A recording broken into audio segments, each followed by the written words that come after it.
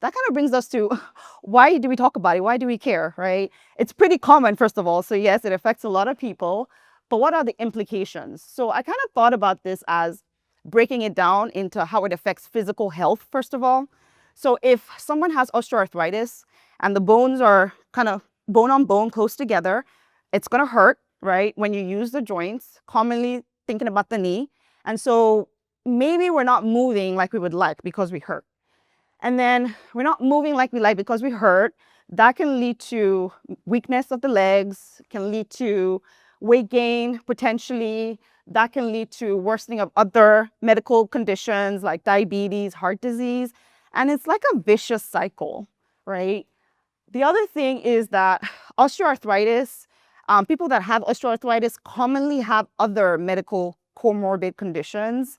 About 30% of people with osteoarthritis will have other things, commonly heart disease, diabetes, and we talked about obesity. About a third of people with osteoarthritis are obese. But the flip side is that not everybody that has osteoarthritis is obese too, right? So it can happen regardless of body metabolic index. But heart disease, diabetes, those can also worsen because of that physical immobility that then results from osteoarthritis. The other aspect of it is the mental health impact.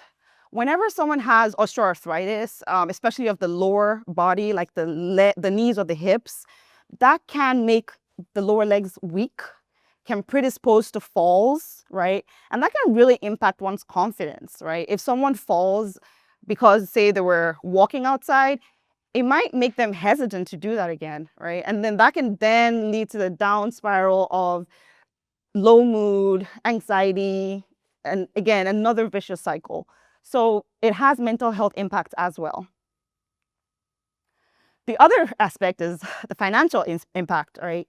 People with osteoarthritis are estimated to spend about $2,000 per year on medical care. If they're in the workforce, they might miss work because of that, or because of doctor's visits, things like that, because of pain. And that can indirectly impact, financial compensation for that person. And then the other side too is that if we need a joint replacement, they're not cheap. A knee replacement averages probably about $30,000 for a single joint. And so there's a lot of financial implications for osteoarthritis as well. So we've talked about why it's important. Who develops osteoarthritis? How do we develop? We talked about how we develop it, but who's at risk? There's a few things that put people at risk. The first thing is genetics. Usually we think about genetics as one hit. There's usually more than one hit though.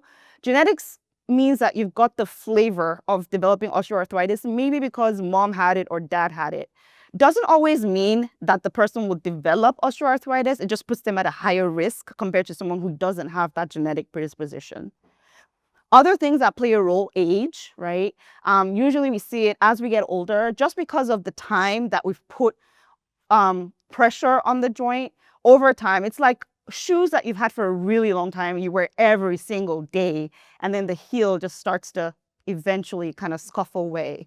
So time is where the age comes in. And then the other thing is gender. So as we get older, women are more likely than men to develop osteoarthritis.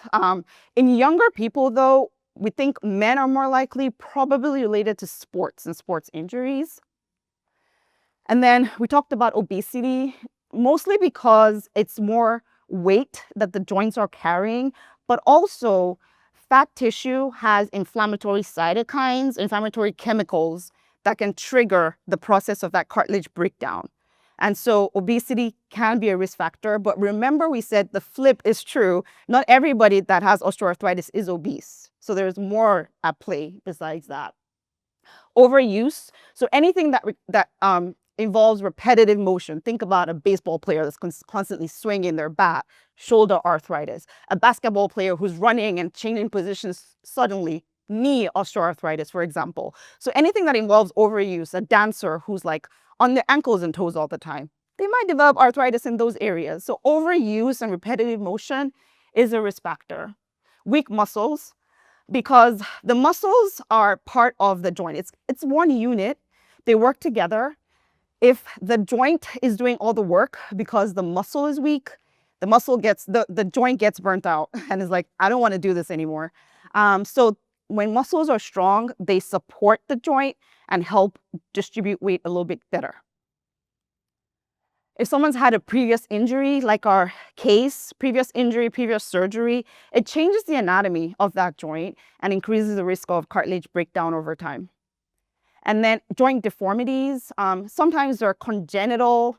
People are born with like just slight variations in the way the joints are, or the hip, think about hip dysplasias, for example. That person might have hip osteoarthritis quicker than someone who doesn't have a hip dysplasia, or people who have knocked knees, for example. The weight is distributed on one part of the knee versus the other. They might develop arthritis in the knee.